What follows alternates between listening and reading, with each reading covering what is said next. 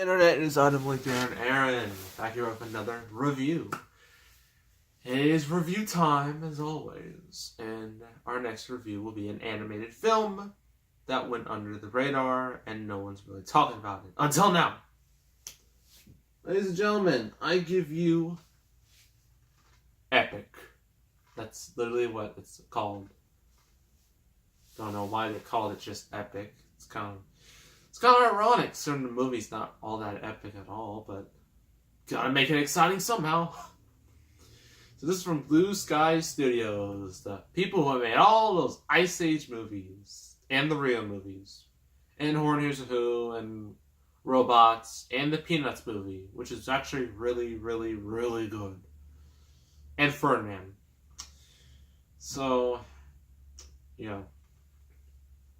This movie was released, although it had a good reception critically, box office wise, it wasn't so hot. While it wasn't a bomb, it wasn't a big hit either, because when it came out Memorial Day 2013, it was overshadowed by Fast and the Furious 6 and Hangover Part 3, which is very depressing.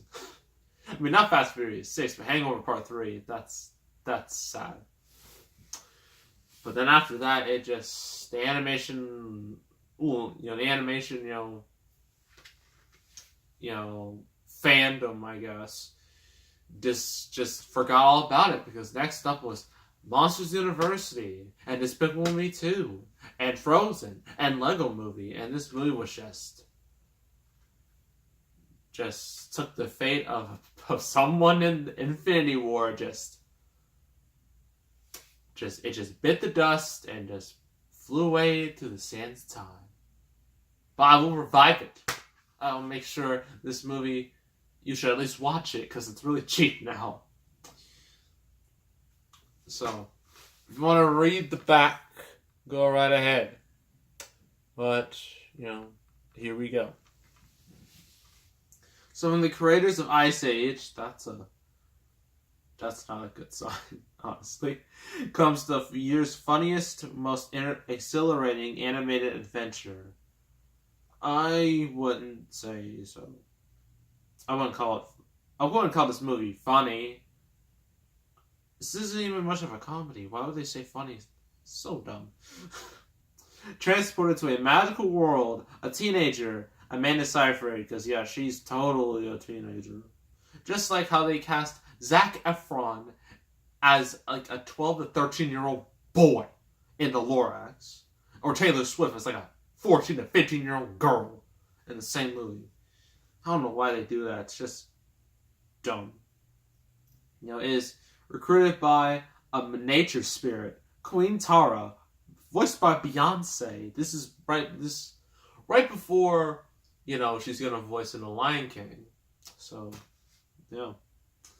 To help the Leaf Men, the green guys, the Forest Saviors, the Forest Warriors, that's a better title, save their existence and ours from evil warriors. The whole family will love this fast-paced thrill ride with its astonishing animation and all-star cast that includes Colin Farrell, Oscar winner Christoph Waltz, and Steven Tyler.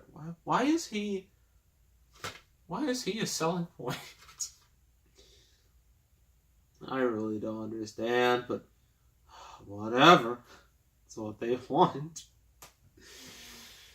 So yes, the basic plot of this movie is we got I forgot her name. Amanda Seyfried. She's like with her dad. Her dad's like all kooky and nerdy and embarrassing. Embarrassing dad stereotype number 544. I don't know if that's real, but whatever.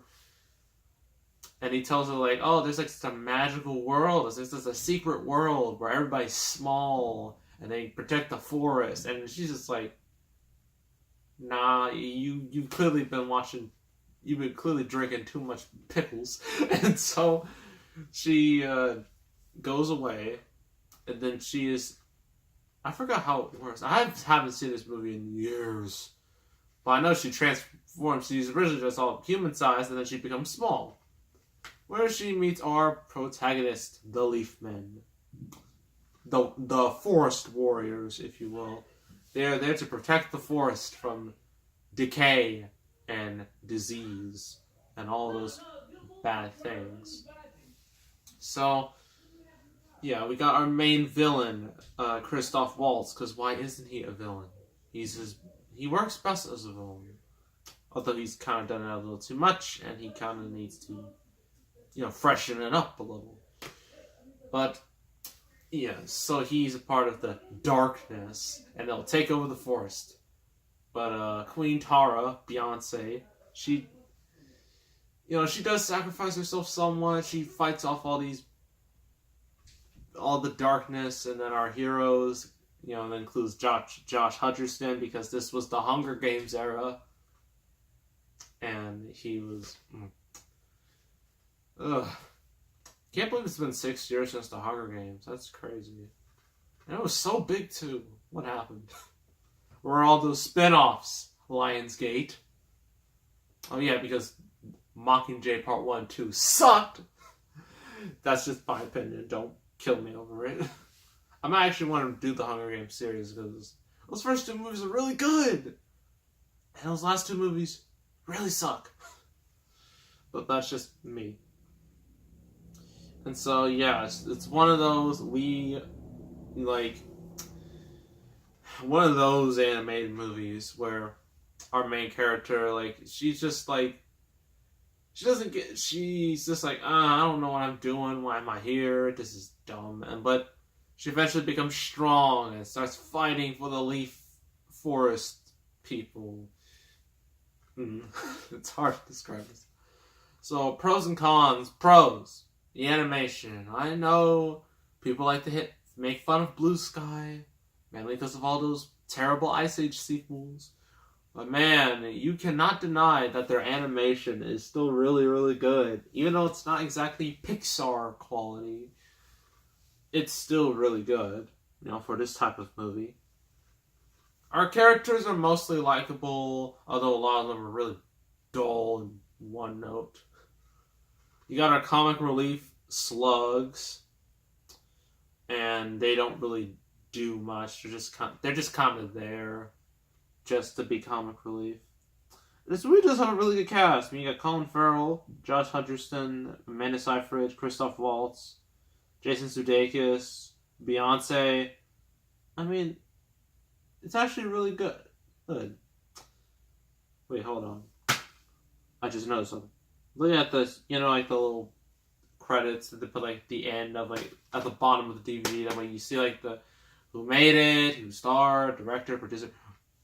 I just noticed something really weird.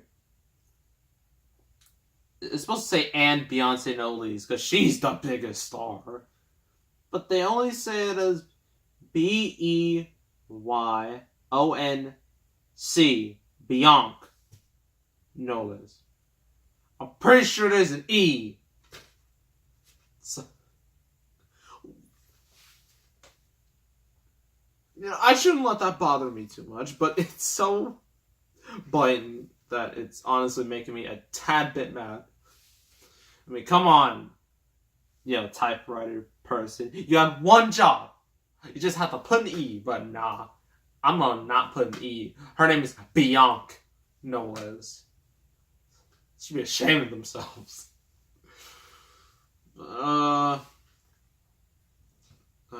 Cons. This movie's just, I don't know, it's good, but it just doesn't feel big. It doesn't feel like a movie you would really want to watch. And I think that's why it just fell under the radar. I mean, but it just feels so small scale. And when I did see this movie, I remember there was this one part where Amanda Seyfried, this character, she's trying to jump and land, and then she just fell. I just laughed because I don't know why I did that, but I just laughed at it because I thought it was funny. A lot of the humor is just kind of dull-ish. It's not a complete sellout. It doesn't have any product placement and fart jokes and poop jokes and pee jokes and innuendos. Doesn't have any of that. But it just feels kind of bland, to be honest. To be brutally honest with you. And a lot of the characters are just bland too. So overall, if you're bored, or if you just want to see a decent animated movie that may not have the best story or characters, but has some really good animation, I suggest you check out Epic. It's alright. So I'm going to give it 6.5 out of 10. It's decent, and it's just that. It's just a decent kids movie that has really good animation. Next review is a movie of an idea so terrible and that makes no sense that I'm surprised it got greenlit in the first place. It's amazing how it got greenlit. We're doing Battleship, a movie that should have never existed and tried to be the next Transformers so bad, and it failed miserably. Yeah, that's our next review. So make sure to subscribe, like this video, leave a comment. I will see you all next time. I am out.